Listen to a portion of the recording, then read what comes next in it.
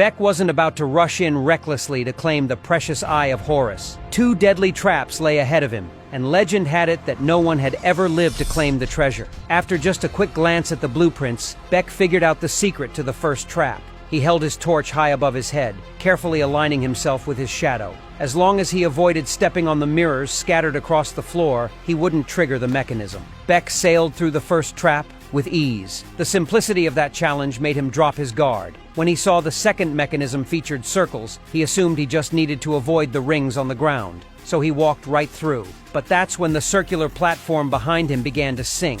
By the time Beck realized what was happening, it was too late. The statues on either side of the second trap started spinning, launching a vicious assault to slice him to pieces. Beck could only rely on nimble footwork to dodge frantically. He was completely overwhelmed.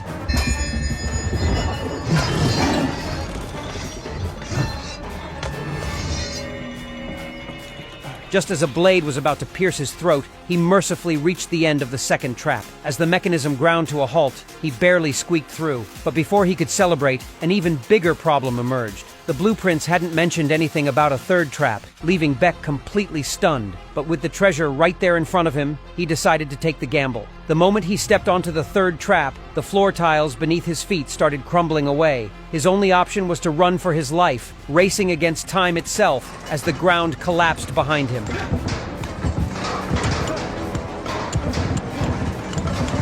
In the final moment, he leaped forward and snatched the Eye of Horus. The sound of falling debris immediately triggered an attack from venomous scorpions. Fortunately, the Eye of Horus burst with blinding light, intimidating the swarm and keeping them at bay. And so, after facing down deadly perils, Beck successfully made off with the treasure.